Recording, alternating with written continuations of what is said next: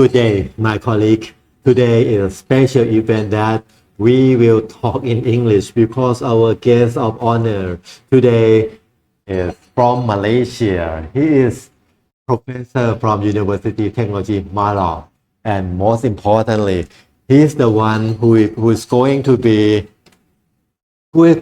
create one important guideline for Malaysian higher education system. He's the chairperson of the development of the MQA Academic Credit Bank Guideline. You know, credit bank is very important right now. We talk a lot about credit bank in Thailand. Right now, we will learn about what happened in Malaysia with this professor. We will talk to Professor Dr. Hazman Shah, Vijayan Abdullah. He's in our studio right now. Hello, Professor. Hello. Thank you for joining the program. Thank you for having me here, and it's a wonderful opportunity and a privilege to be sitting here and joining the stage and talking about something that is dear to, I think, all of us. Yeah, very great honor to have you. See, this one, document from MQA, Malaysian Qualification Agency. Maybe we spend a couple of minutes on what MQA is and what MQA is doing and what is your role in MQA. Let's say, starting from your join MQA, starting from your working with university, Professor. Okay, thank you for the question. Let me start with the Malaysian Qualifications Agency. Yes. It started in 2007, but there was a predecessor to MQA. We call it National Accreditation Board. That was set up when we liberalized higher education in 1996. Private universities were set up, were enabled, set up and award. That's 1996, and then we started a quality assurance agency just for the private sector in 1996. So it did its work until 2007, when it was felt that there should be a national agency covering higher education in general, rather than just for private sector, because quality assurance is important for all the institutions, not just private. Yes. So in 2007, Malaysian Qualification Agency was established to quality assure Malaysian qualifications. Not only for higher education. This is for higher education. The role is for higher education. But not for just only for private university. No, it's for all, public and private, and foreign. Anyone who is operating in the country will be quality assured. So that act that mandated MQA also enabled the creation of Malaysian Qualifications Framework. As MQA first, and then MQL follow. And one of the duty of MQA is actually to create the Malaysian Qualifications Framework, which will be the main pillar in terms of quality assurance of Malaysian qualifications from higher education institutions. What year? 2007. The framework was established in the same year. Okay. As MQ was established. And since 2007, the Malaysian Qualifications Framework has been the key part of the quality assurance work that MQA has done up till now. Under the Act, MQA can accredit programs if they meet the requirements of Malaysian Qualifications Framework. And the framework is an outcome-based, credit-based, and a duration-based framework. So we had three elements. So the outcome-based. So we had 8 levels of qualification generically described, and it describes what is the minimum credit to be accredited, and then also the minimum duration of the programs. So that's the basic structure for the accreditation of programs. In order to carry out this accreditation, and of course, MQ has to develop a whole series of other quality assurance documents. Yes. So MQ also developed the code of for program accreditation, and also standards, program standards, generic standards that helps accreditation of the program. How many credit will be in this program to be qualified, something like that? Yeah, so- Professor will be qualified according to what criteria, something like that? Yes. So these program standards covers for now 7 key areas. It goes from design and delivery all the way to quality assurance of the program. So it covers. These were at least a set of minimum standards Yeah. that all institutions, public or private, will have to show that they are able to meet them Okay. in order to get accredited. Okay. Okay. And once accredited, these programs will be listed in Malaysian Qualifications Register. I see. So there is a national register, I see. which is the nation's official record of accredited programs, Yes. which everyone can refer to and use with confidence. So it's referred to by local institutions, referred to by foreign institutions, Yeah. referred to by employers when people apply for a job and see, first thing to do is to check and see is this a verifiable qualification from see. so the record is kept in MQR. So it has started in 2007 and still continues. So that's basically MQA's work, and in doing this, MQA is actually protecting the interests of students and society Yeah. to make sure every program that is started and that leads to a qualification ครับ minimally must comply with and provide this value to the learner and eventually to the society. Society here could mean parent, funding bodies, employers, everyone who is interested in the education of a young learner, right? So that's the promise. That's the mandate. That's the mandate. And the Act also very wisely at that point in time, 2007, also included accreditation of prior experiential learning Oh, this as is very one of the legal advanced. mandate for Yeah, MQA. yeah. And since 2011, MQA has developed a series of initiatives Appeal. to make APEL, in short, the abbreviation APEL, become a reality. So from 2011, we have APEL A, which is for access. Yes. You can get an APEL A certificate from MQA, and you can apply to join university programs at various levels. This is done through test and portfolio assessment. Yeah. Even if I don't graduate from high school. Yeah, you can. Yeah, So yeah, there yeah, are yeah. people who have gone through this and got their up to masters without having gone through schools. But at the end of the day, this school certificate is a proxy, right? It says this person can read, write, think, and has certain amount of knowledge.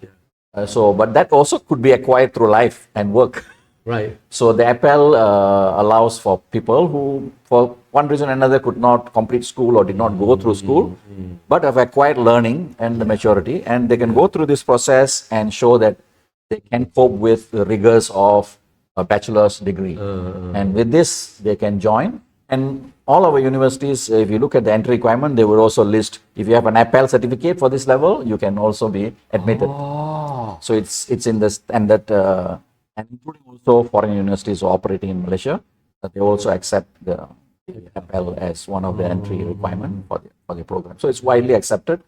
So it started in 2011. 11. And most recently, 2001, it was revised, Yes. okay, updated and things like that. So after that, we had what we call APEL for ABCD, yeah. FLC, Yeah, which is C. for recognition of for credit transfer.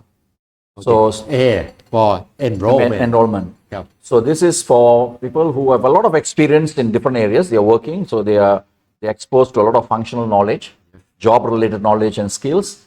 So they can actually have the university APEL centers evaluate this through a variety of ways. I mean, they can look at the portfolio. They can actually do a performance tests Yeah. to confirm that this person has knowledge and skills in certain areas.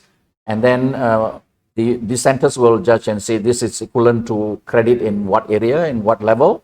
And then the university, usually it's done by the university, so therefore the university can readily accept them and give them recognition, I see. which actually means you recognize all forms of learning, Right. not just formal, non-formal, Right. but also Right. informal learning. Right. So the principle is you should recognize learning.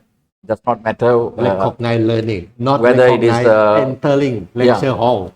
So you recognize all forms of learning, but yeah, informal learning is a little bit more challenging to evaluate and verify, but it has been done worldwide for a long time, Yes. right? Yes. Particularly in the skills, they have Yes. done it, right? RPL, they have done it for a long time. So the principle is the same, even for academic sector. The principle is the same. It may be a little bit more challenging, but if we develop proper methodologies, systematic, rigorous methodology, and train people to go through this, that can be done in a way that is trusted and credible. So that was FLC guideline. Yep. And this FLC is not done by any university at random. MQA requires universities to apply for the Not everyone. for the right to do this, and then MQA will evaluate readiness, preparation, resource, train them in the process of doing it, and then you will do pilot, and then later on, once you go through the pilot, you are given the full approval, and MQA, this approval is renewable, Yeah. so it is based on a performance. You are conducting yourself credibly, responsibly, and there's oversight by MQA because that's important. Otherwise, the value of this kind of certification will be fall into question. Yes. So there are 30 over FL centers. Although we have Just 30. 300 over close to 400 higher education institutions, only 30 that will be selected. So So not easy to get. yeah, you have to apply and you have to show that you have the resources, you have the commitment of the leadership, and then you have to invest in training of these people by MQA. MQA trains the center and the people who are managing it going to be assessors, so that everybody follows the same protocol, same methodology in looking at this. So that came in 2016. But at the same time, the series of things came in 2016.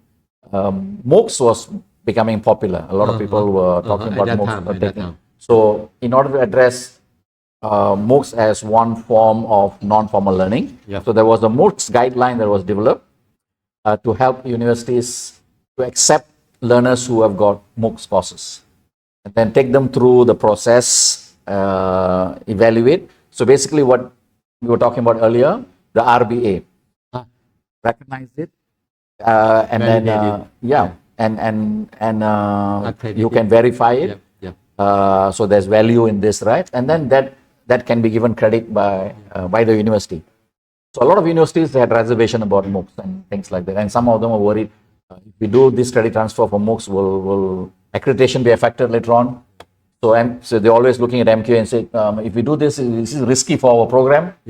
So working backwards, MQA says, okay, if you're looking at us and see whether we will be happy with it, we will develop the guideline for you. To show you that we would like to have this recognized and follow this steps and methodology. And you give the student, a deserving student, the credit. Any university can. Any university can do it. But ultimately, it is still the university's prerogative. Credit transfer is still something that universities hold. MQA do not cannot force them, compel them. But by creating this, you are able to tell the universities that you are not just taking the MOOCs as it is. You're taking the MOOCs and walking through these steps to verify yourself that this learning has taken place, the outcome has been achieved to the satisfaction, the level that you want. Then you give them the credit. Again, the principle is learning has taken place. It doesn't matter where it has taken place, in what form it's taken place. You apply a strict measure to test it, and if the outcome is acceptable, then you recognize it. Right? This is to break this idea that everything must be learned here, in campus and in class. Learning can come from, and MOOCs were an important in 2016, things like that. It was a big story, big Future Learn, Coursera, EduCity, everything. The big ones have come into. If I develop the MOOC myself, I'm university. If I develop the MOOC myself, I follow the way from the guideline. then you have a credible MOOC that can actually. Usually, if universities do themselves, they are more willing to look into credit recognition and transfer. But if it's done elsewhere by someone else, Yes. then they are, Microsoft, for example. they are a bit more worried about, is this something really credible? Can we give? Is it the same? The outcome, the content, everything. So there's a lot of questions. So this process can take care of and eliminate this uncertainty or reservations. Good approach. But it's still up to the university. We never take away the autonomy of the university to decide for itself whether they want to have. But gradually, universities also warmed up to this idea that MOOCs, a lot of them are taking. Just offer the guideline, university do it. You do it. So it was not something that MQA can compel because universities still have the prerogative. Every university has the prerogative to look at this. But their guidelines in terms of what they need to follow for credit transfer generally. But this one is specifically for one mode of delivery. This is MOOCs, right? So that came in 2016. 2016, like 16, same time, together with FLC as well. Yeah. And FLC. And in 2021, there was an accreditation of prior experiential learning for, this is for award. You can give a qualification, full award, on the basis of non-formal, informal, and formal learning.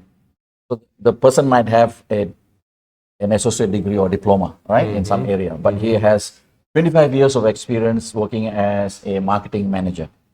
MQA allow university to recognize this. So you can evaluate them through this guideline that was given, APLQ, we call it, for qualification, APLQ.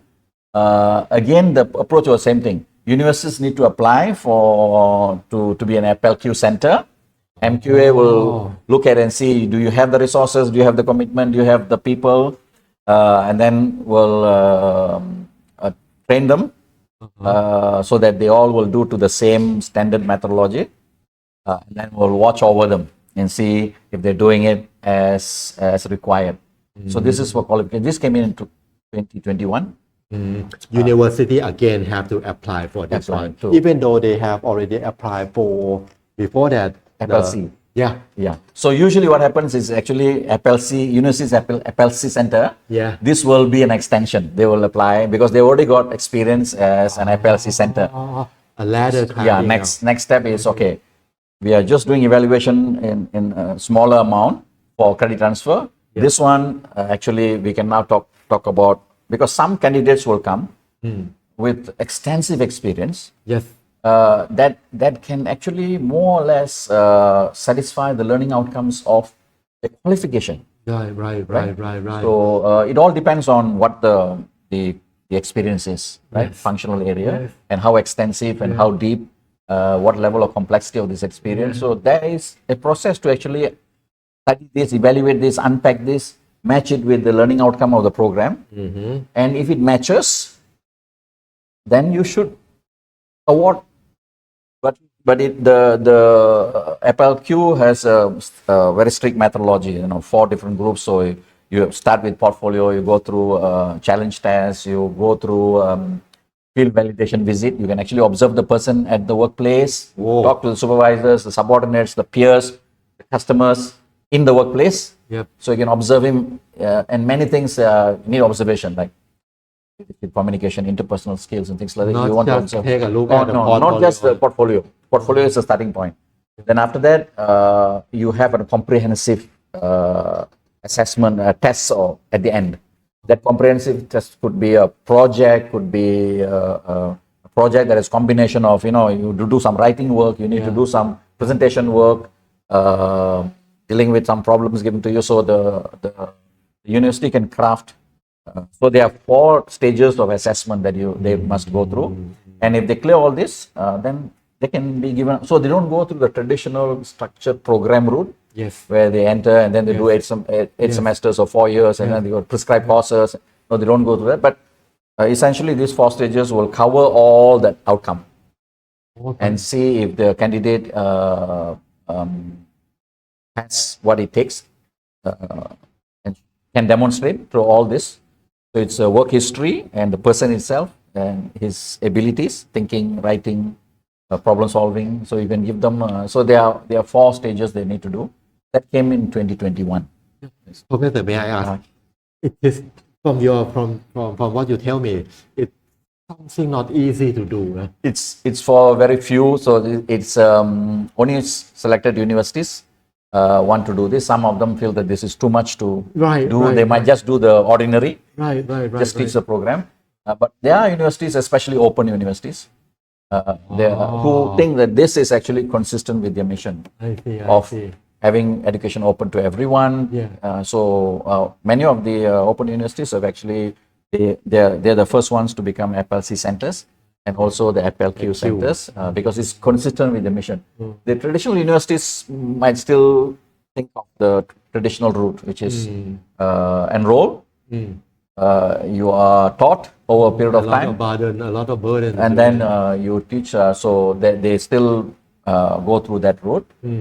But this open universities and also other universities actually warming up to different models of credentialing learners, not just the who are traditional. going to be Usually workers. Assessor. Okay. Assessor. Who is going to be assessor to assess This- learning outcome? University professor. So these are university people, but they will be trained by MQA because this is not something they do every day, right? Right. So- Teaching research, So these are the FLQ or FLC centers will have to have their assessors. They need to list the assessors and they need to be trained in how to actually evaluate portfolio, for instance, Yeah, first thing. and then First how to match portfolio with your learning outcomes. thing. Yep.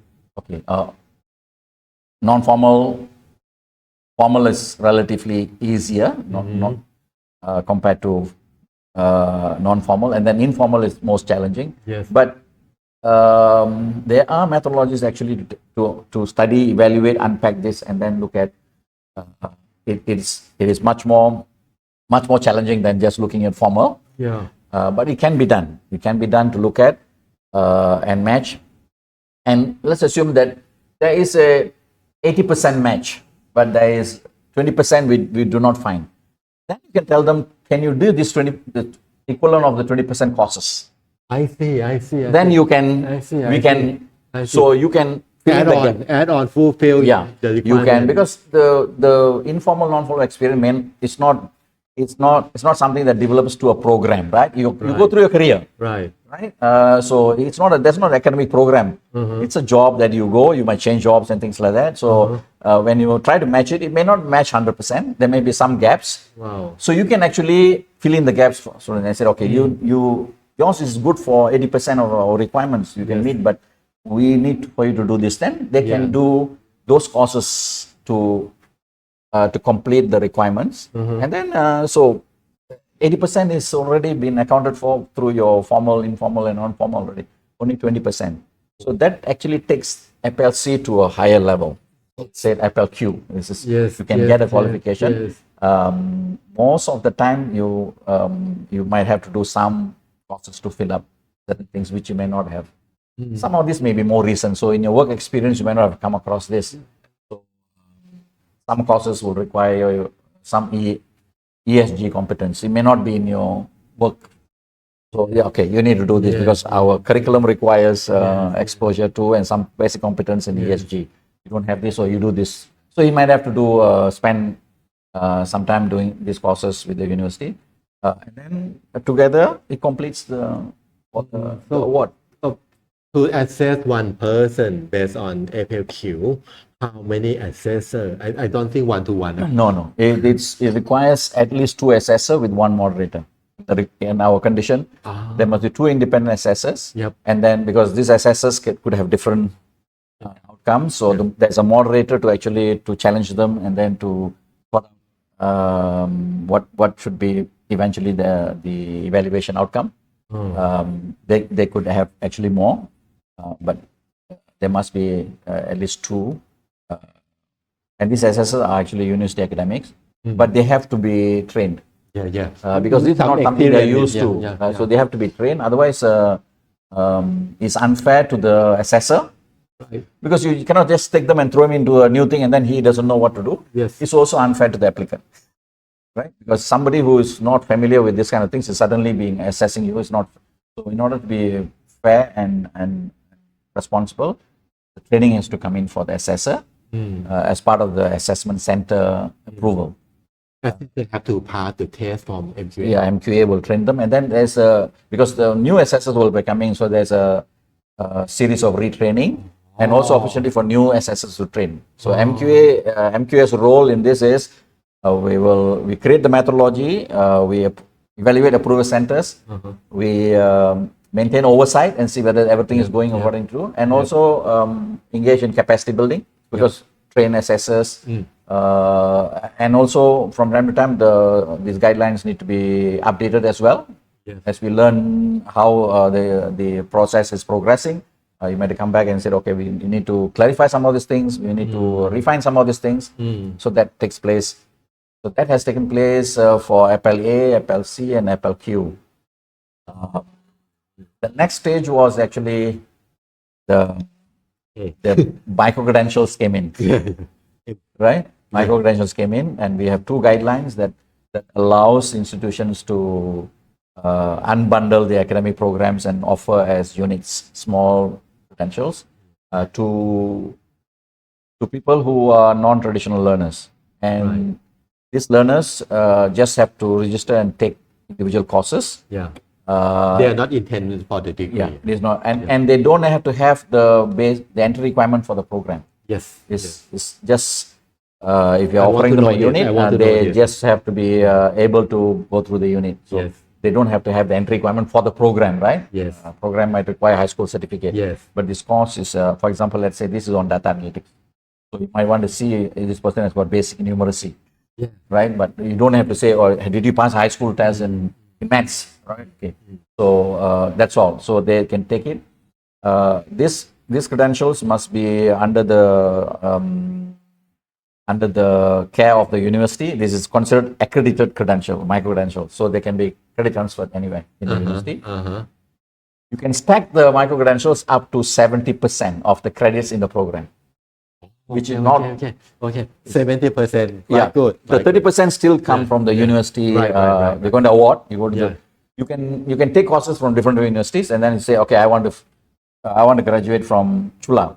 So then you go to Chulalongkorn and say, okay, I have all this from Mahidol and Chiang Mai and Kasan Side and things like that in business management. But I would like to come to you. And then Chula will say, okay, they will evaluate and say this all the micro-credential matches their program. They can, based on our rule, up to 70% they can accept. Sometimes you don't match 70%. Sometimes you have more, but in which case they can only, under our rule, 70%. 30% will have to come from Chulalongkorn's courses in the program, so that eventually we feel that at least a third of the thing you control. So you still can say it's my award. At least now for the 4-year program, you spend 1 year. So that that university, because you're going to get that university's award, right? So it feels you were made here. Right. Universities are very strong about it's made here, not elsewhere, right? So that at least you have the chance to shape the mind and of your alumni, right? Because it's going to carry your award. So that it was a 70% that was set. After the 2020 micro-credential, now we have the 2023. This is for standalone. These were any courses that university had, which was not part of program. These were developed as part of executive training, based on industry requirement, training people, reskilling, upskilling, new skills and things like that. These are not intended for credits. They're not intended, they are definitely non-formal. They are structured, but they don't carry the weight of the university in terms of credit and recognition. It's not accredited.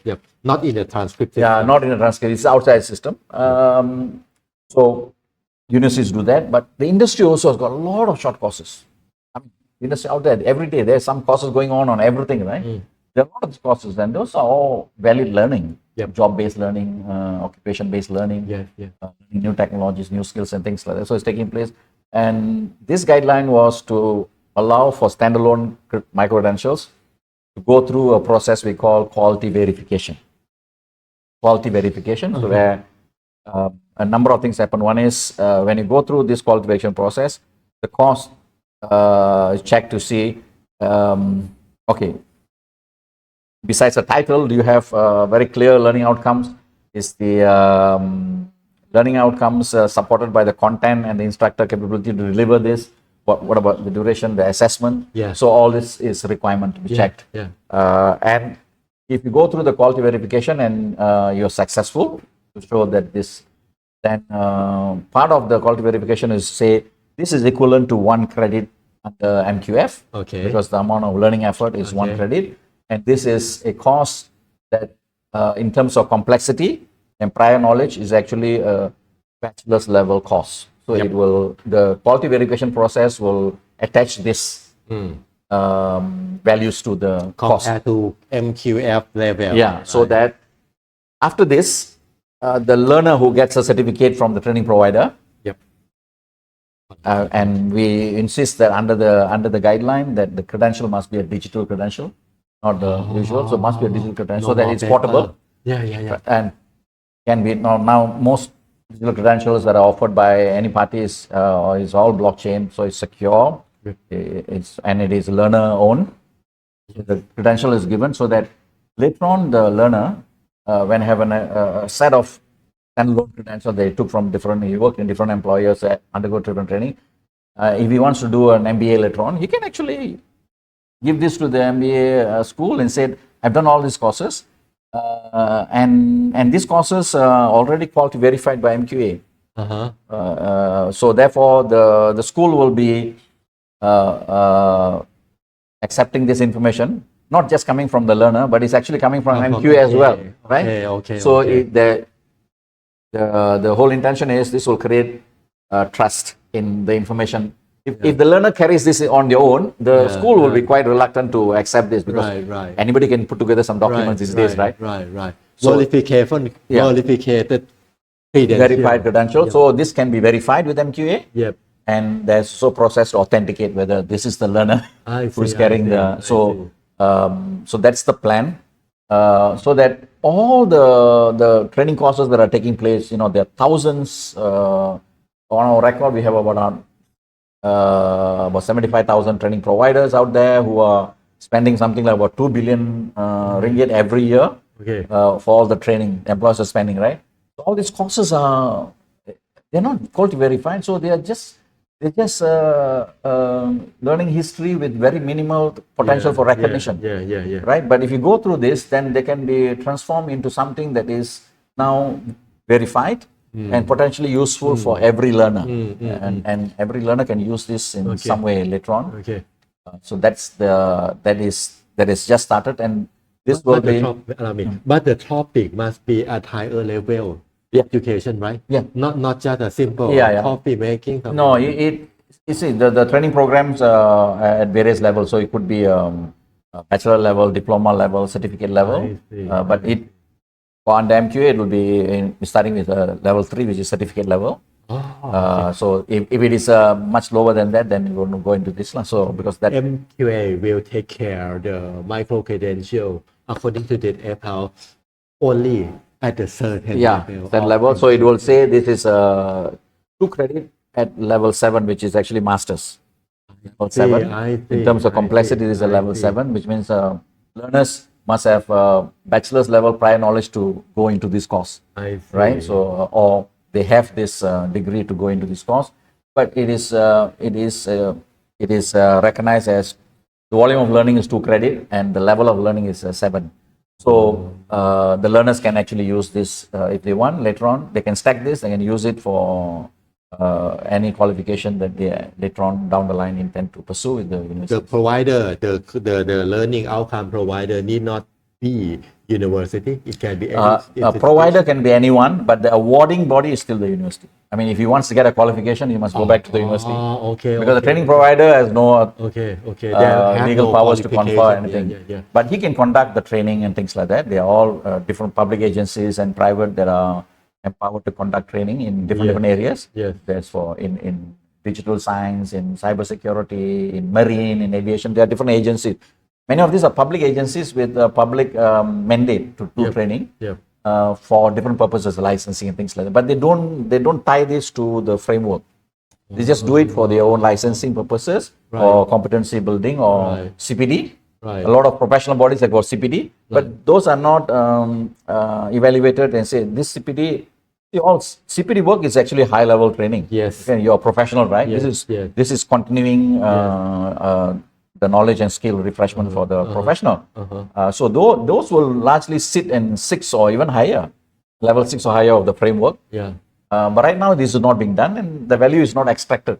Right? So through this scheme, those CPD, for example, for all the professional bodies, can go through this and the individual or the professional or the learner can actually tender this to universities when they want to go for further studies. Individually or by institutionally?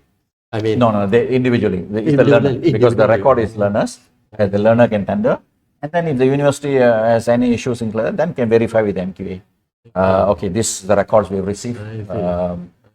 So that is the current standalone, and this is also done through quality verification centers approved by MQA, distributed. Okay. Several, there are 5 right now, selected, trained, approved, including assessors, so that they can carry this out responsibly and seriously, because this is in some way breaking new ground, because the university academics and things like that, they know the subjects and modules in the course, which is part of package, right? This is actually individual pieces like this. Yes. So you want to assess this without the aid of the bundle.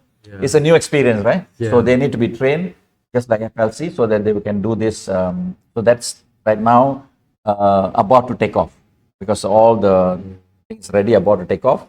And again, university have to get permission or get Yeah, if they want to be a QEC, they have to get permission, so that if everyone starts doing it and we do not know whether this is being done properly, it can actually spoil the whole thing for everyone, because trust is critical to this. So you do it with the selected few, and then if need be, then you expand the number of, if there's volume, then you expand, rather than just they say everybody has the power and then everybody's doing it, and then you cannot maintain oversight, things like that. You cannot quality verify, you're going to control the quality verification process, then you'll lost the game. Yes. Because you don't want, because people have distrust and mistrust in certain kinds of learning. So the only way to change their mind is actually to show that this can be trusted. So if you don't do that, if you do the reverse, then they say no. I had suspicion, now I have proof. Right. So that's a terrible state to be in. So that's the whole idea. So is going on slow. There are only 5 universities that were shortlisted, evaluated, and then they are going through training in the how to actually carry out this systematically, seriously, so that whatever outcome we put in there, people can have faith in it. They can take. For example, I got a pilot micro-credential training. I have to go to one of the 5 universities to get to recognize my prior learning. So later on, if you're applying for a bachelor in aviation technology, that might be relevant to the field. I mean, so may not be useful in every area, but appropriate area. So you can actually use this, and there are many. I mean, there people are doing increasingly AI and cybersecurity, digital sciences, all the fields, right? You have in the industry, the training is going on, and many of these trainings are not just 1-2 days. Some of them they can go as 3 months, 6 months certification courses, right? So those are valuable, and one of the goal of this is when you have enough of this kind of standalone industry-based courses, later on universities in curriculum making can say, okay, this program is on finance and banking. Maybe there's already a set of quality verified courses from finance industry. There's credit in this and that. We can just pick this and then integrate into the syllabus. This came from the industry. So the industry cannot be saying, there's mismatch. It is yours. You train. Yeah, you are training your officers in this, and we are taking this insight, and then you can collaborate with the industry as well, right? You can. So one of the goal is later when we have this, there will be collaboration at the curriculum level, that you don't have to develop the curriculum in the university. You can now have all these quality verified courses coming from the other side. Co-design with private Yes, exactly. sector. That's the term. Right. Co-design, so that now you should be able to tackle the labor market issues. The demand, matching the occupational Yes. skills that they want, Yes, right? yes. Because these courses, the nature of these courses, they change very quickly. Right, Curriculums take a longer time. right. They change very quickly. So you incorporate so that your graduates have this industry developed courses sitting inside. Okay, so that is one. Right now, it doesn't happen for a lot of reasons. One of which is I don't know what these courses, the quality of these courses. How can I integrate into my curriculum? My curriculum is secure. We have got all these requirements, things like that. So you have that divide, right? So in a way, this will actually help to reduce the divide, because this is quality verified by the same agency that accredits your program.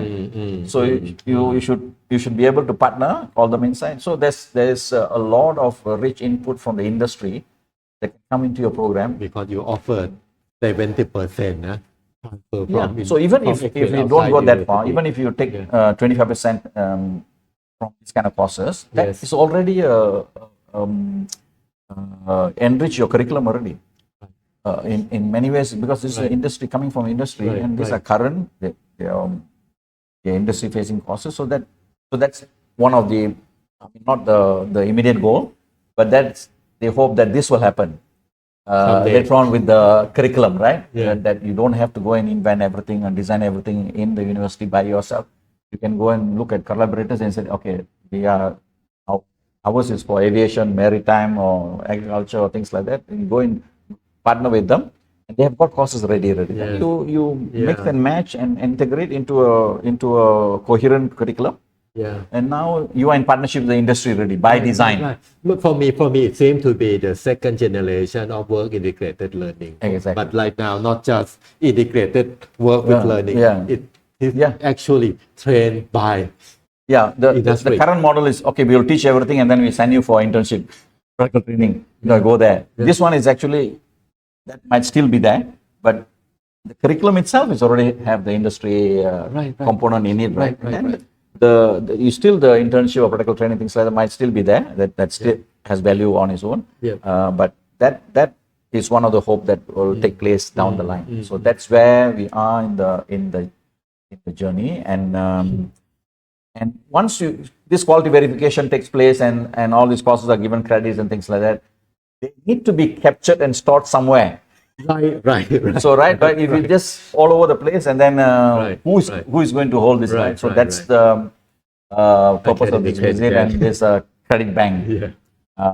What should the credit bank be? Who should manage it? And what should be the specific terms of Yes. incoming Yes. data, outgoing, and then managing and making sure it's secure and things like that. So that's that is the challenge that's MK is facing, and putting this panel.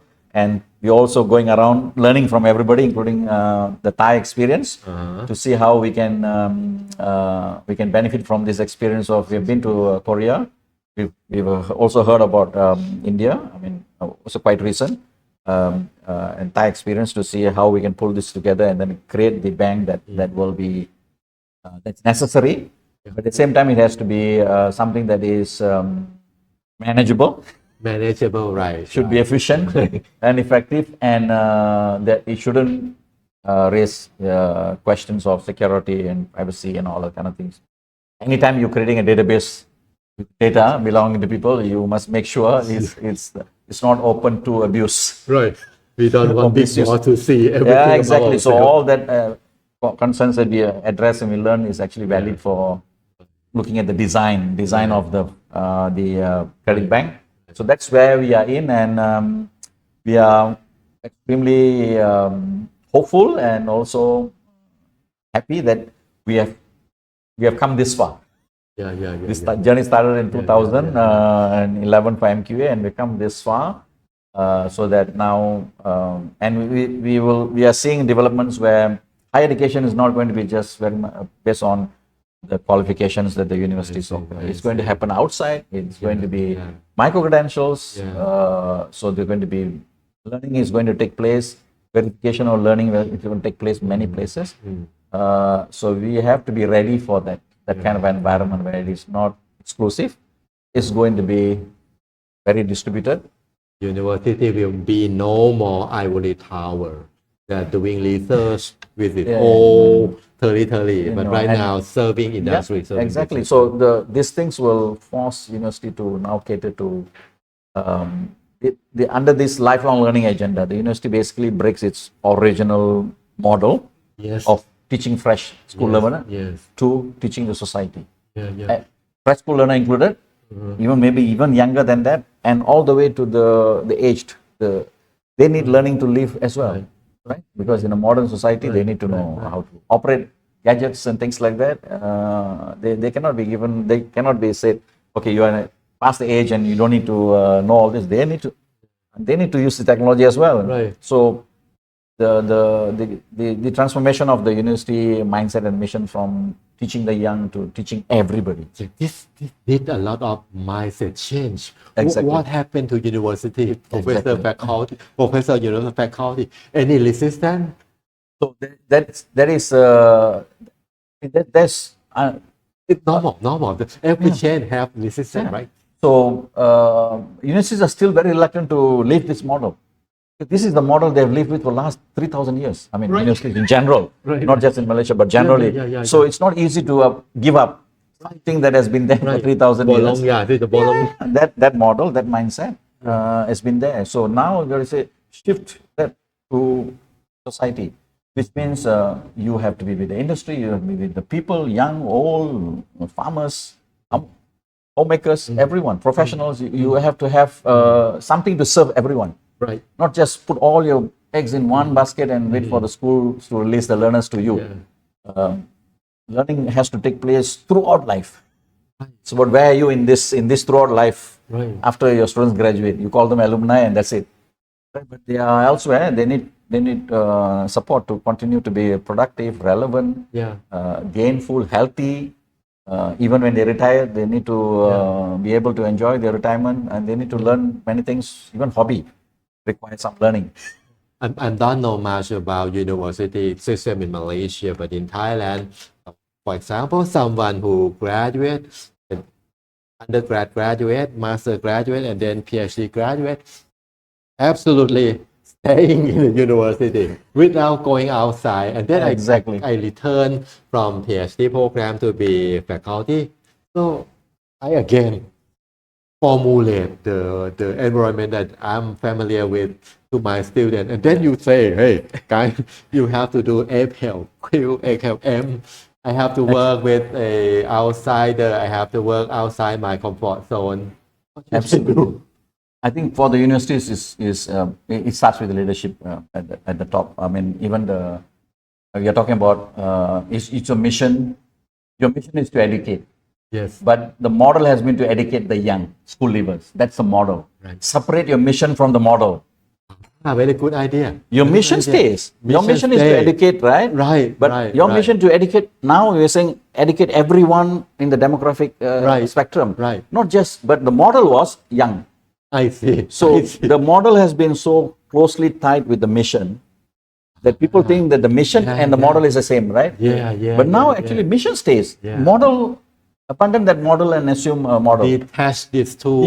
And they say now your model is to educate everyone, which means we are talking about lifelong learning. The term used for lifelong learning for everyone throughout the life, not just the early stage of life, throughout life. What is your offer? What is your solution to all these people? How are you going to do? And that is where the credit bank will feature somewhere here, right? Because this information needs to be captured. Where the university keeps it, and nationally you keep it, distribution center, all are different mechanisms way to handle this. But somewhere along the line, this information needs to be captured. We know if you have fresh student coming to you, you're keeping all the information. Every university keeps. But if they, after that, when they come and go and they take it at different places, who holds it? You know, we need to have some credible source to hold it, right? So we're thinking of what's the information system to hold this all this learning but I strongly think that the universities cannot continue to think of their mission tied to the model. Right. They have to abandon the model and rethink the model. Is this the model that we want to do? So the things like what I heard from Chiang Mai, that's the model of the future. Yes. You educate everyone. Yeah. And it's not just an Mission is still it the is same. not, it's not just a strategic institutional mindset. I think sustainability, financial sustainability eventually will call you to, hey, you cannot think of this as the only source of your finances. Right. You need to diversify and Right. look across Right. the population, right? Right. So Instead working of people, taking a look at one piece of cake. Why not the now whole cake? look at the whole series of cake. So for a lot of universities facing sustainability issues, financially speaking, Yes. so it is a leadership issue, it is a governance issue, it is a strategic issue for them to think, even if they don't think philosophically and say our purpose is to educate all. Okay, you may not think like that, but I think even for your own survival, you have to think, let's expand the market Yes. to newer markets, right? These are all otherwise unexplored, untapped market. Yes. We always thought there was no business to be had here. It's only this one. But remember the Grameen model from Bangladesh, Yeah. the Nobel Prize winner. Everybody thought the poor are not bankable. I see. There's no credit to be given, money to be made. But Any comment? okay, we have exceeded the time. Oh, a question from our audience. Audience, okay. How does MQA work with Thailand QA agency? Oh, very good question. Do you think that your model, I think the Malaysian model is quite fabulous, quite excellent. Do you think your model can apply to Thai? Yeah, I think the idea of the model, I think, can work in many different jurisdictions. The specifics of the model you have to work out according to the laws of the country, and then also the culture and system of the country. Yes, I mean, yes. the idea may be portable across culture, but I think the specific mechanisms you need to work out with what you already have, Yes. leverage on what you have, and what you need to do more, things like that. And the principles can be implemented. The mechanisms need, I think, we always talk about the mechanism needs to be created fit for purpose, right? Localization. Yeah, you have to localize it fit for your purpose. So I think that be done. Is MQA working with it? MQA is part of the ASEAN network. So they work very closely. There is an ASEAN Quality Assurance Agency network called ACAN. Yeah. So ONESCA is one of the founding members. MQA, the Brunei, the Filipino organization. So there is a network through which these people talk to each other. And there's a lot of activity going on between these countries in terms of QA exchanges. So they visit each other. There's internship with each other to understand, to improve the skills and practices of each one of them. So that's ongoing. Okay. That's ongoing. And like this visit is from MQA. Yes. It's part of the attempt to try and connect with, in this case, the Thai counterparts to see what's your practice. Yes. Not just within QA, but broader. Right. Lifelong learning. So to take it back, so that in Malaysia, MQA is forwarding. In here, it may be the ministry and our universities are partnering and pushing. So the way in which it is rolled out in different countries may be respecting your own governance and approaches, right? So here in this case, MQA is tasked with pushing this forward. So in terms of collaboration, yes, that's ongoing. I think the smart way to learn and move things is actually to collaborate. Right. The not so smart thing is to do it yourself. Yeah. The band on the shoulder. Not just starting from reinventing the wheel. I think except Singapore and Brunei, I think most ASEAN countries similar profile. And we share the same challenge. Yeah, so APEL, let me call it APEL. APEL method developed by Malaysian can be model for ASEAN. They have ASEAN APEL, something like that. Yeah. I mean, nothing is impossible. If it is, I mean, ASEAN also, remember that AUNQA was working on the ASEAN credit system. Yeah. So, I mean, there were challenges. The different countries Just and something like an umbrella. Yeah. But this one more practical. Yeah. So APEL, ASEAN APEL. I'm sure MQA would be very happy to share the experience with all our ASEAN neighbors, because ultimately, if individual countries learn from each other and prosper. The region prospers, and the prosperous region is a more stable. True. You are so business. region. You are business management professor. You can confirm my assumption that in the near future, China, US, and the third one, let's say, economic side Nice. to be ASEAN. Yeah. Um, Well, yes, the potential to be a huge economic force. yeah. I mean, you have a Not Europe, the third one, not Europe. Do you think? What do you Europe think? is actually conflicted. Don't know what to do now, direction, right? I mean, used to be together with America, the NATO. Now everything is fractured. They are lost. Don't know how to, like one of the commentators from Singapore said, all this while you never had to lead. Yes. Somebody led, you just followed. Now the leader says, I'm not leading you, and you do not know what to do. You're looking around and say, who? You have never, so they need to figure out what is their direction and things like that. So I think these new regions are going to be, China, India, ASEAN. This is going to be growth centers because It should be they are new impacted era by of- all these geopolitical forces. But I think there is less destruction for them, distraction. They're coping with all these things, but there's less distraction as a region to grow rapidly, and there's a lot more opportunity in the Asia Pacific. Asia Pacific is a very big block now, right? And that is the growth center. Yeah. Right. And the core of Asia Pacific is ASEAN. ASEAN. So that it sits there. So that's a big economic powerhouse. So yeah, I would think that's the ASEAN and ASEAN strength is in the group, learning and sharing and supporting one another and making sure they. If we work together, especially if we work together on lifelong learning model for university, Yeah. university in ASEAN can be, let's say, role model in this world on lifelong learning. Maybe. I think in future, we are looking at the possibility of more students going to each other's country and getting education, and rather than just going to other destinations. Because if you look at the subject area ranking, Yes. some of the ASEAN countries, as universities in ASEAN country, have better subject ranking than the traditional areas where we go and spend a lot of money. Right. You go by subjects, right? Right. They are outranking some of the Western traditional sources. Yeah. May not be institutional, whole institution, but you go by subject. Right. So Agro, medical, something yes. like that. So you may be going to Mahidol for medical. Yes. That it may be better than many other places because they have strength. So maybe institutional will take a long time because it requires a lot of investment, longer time. But subject areas, right? Universities grow in these particular areas and they have strength in the area.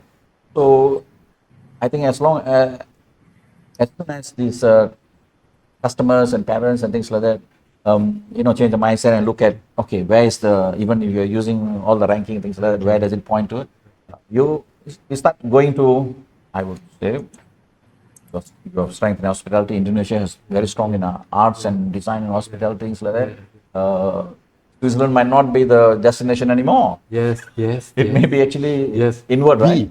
Yeah, I think so. The lifelong learning together with this kind of agenda is going to be, you've got to power the future in this area. And we are also aging, so we've got to take care of our young and the old and the aged as well.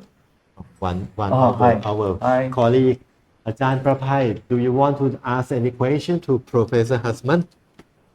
Ajahn Prapai, do you hear me? She's working with Association of Private University. Oh, okay. Ajahn Prapai, do you hear me? Yes. Okay. Any comment or any question, please? No questions. And thank you for important information. It's just very good. Now I have a cough, so cannot speak too much. Sorry. Okay. Thank you so Thank much. you for joining us. Thank you for joining us. Thank you so much ครับอาจารย์ครับ Thank you so much. ค่ะสวัสดีค่ะ We run out of time. 15 minutes has gone very fast. Okay, yes. So in to conclude our program, do you have any message for our audience and anything you think that our audience will get some benefit from your message, please? Yeah, we are here as part of our journey to making lifelong learning a reality. And you have started on the journey, and from what we have gained, there's much for us to look at and benefit from. And we hope together within the higher education, especially the lifelong learning, there will be a lot more collaboration coming, so that everyone would have something significant to contribute in terms of the strength. And we join forces and do that, then collectively we will take care of education for all in this region. Thank you so much, Professor, for your great contribution and your guest suggestion. It has the mission from the model. Excellent one, indeed. Thank you very much, and Thank you very Prof. much. Owen, thank you for the opportunity, the privilege, and enjoyed thoroughly our conversation. Okay. We'll talk each other again. Maybe through Zoom or physically, just like this. Yes. So, Looking thank you forward so to- much thank for you. sharing your time with us. Okay, bye. And thank you everyone for joining us, and hope that good advice from Professor Hazman will benefit your effort to create excellent lifelong learning. Thank you and enjoy your day. Bye bye.